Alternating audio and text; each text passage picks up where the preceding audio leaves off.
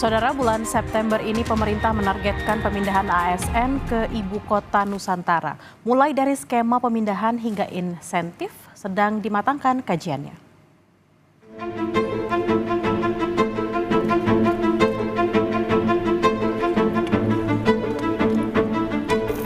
Pemerintah berencana memindahkan 1.740 aparatur sipil negara dari Jakarta ke Ibu Kota Negara Nusantara di Kalimantan Timur.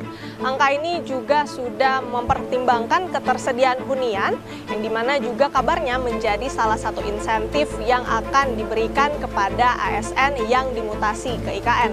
Lantas bagaimana skema insentif dan pemindahannya? Apakah pemindahan ASN bisa dilakukan tepat waktu di bulan September?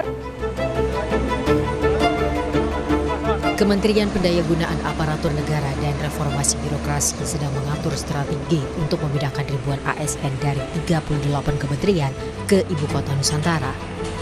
Presiden Joko Widodo mengusulkan agar aparatur sipil negara yang lebih dulu pindah ke Ibu Kota Nusantara mendapat insentif khusus berupa gaji tambahan dan kenaikan pangkat. Bahkan Menteri Pan-RB Azwar Anas pernah bilang setiap ASN akan mendapat 1 unit apartemen di IKN. Sampai dengan November nanti akan ada 47 tower yang jadi. 1 tower isinya 60 unit, besarnya 98 meter, jadi besar sekali. 1 tower, 1 unit isinya 3 kamar. Nanti dari 47 tower itu, 29 tower akan diisi oleh ASN, dan 18 tower akan diisi oleh TNI Polri.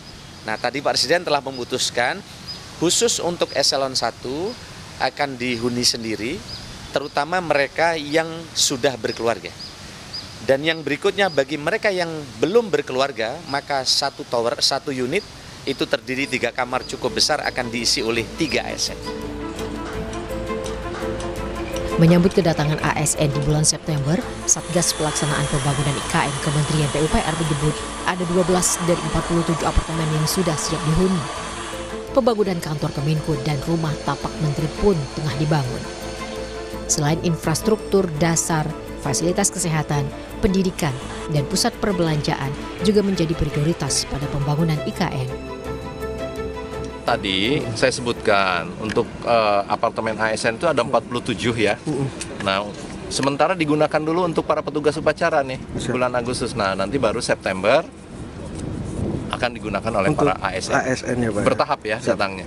Ya, kalau kantor kementerian seperti yang saya sampaikan, sekarang kita nanti sharing office dulu. Jadi kantor Kemenko 1, Kemenko 2, Kemenko 3, Kemenko 4. Nah, itu nanti digunakan menjadi kantor bersama, Mas. Kantor bersama dulu kantor ya, bersama Pak? Dulu. Kita bekerja secara sistem, berdasarkan kontrak, berdasarkan rencana. Tidak ada yang dipaksakan. Pengamat kebijakan publik Universitas Trisakti, Trubus Rahardiansyah menilai sudah sewajarnya aparatur sipil negara lebih dulu berkantor di IKN sebelum presiden.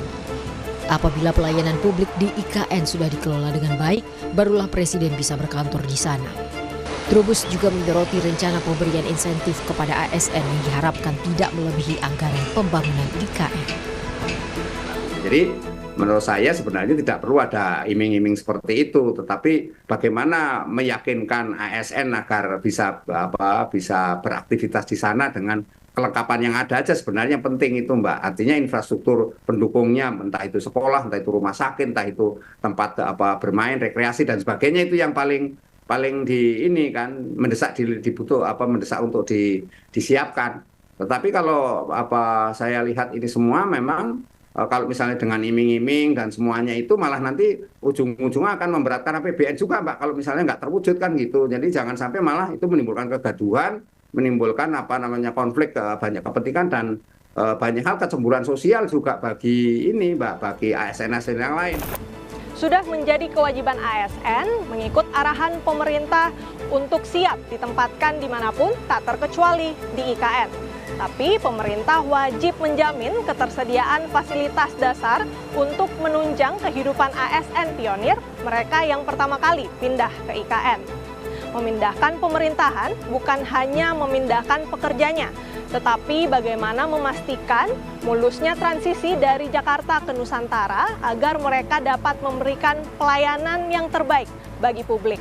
Renata Panggalo, Ganiar Febrian, Kompas TV, Balikpapan, Kalimantan Timur.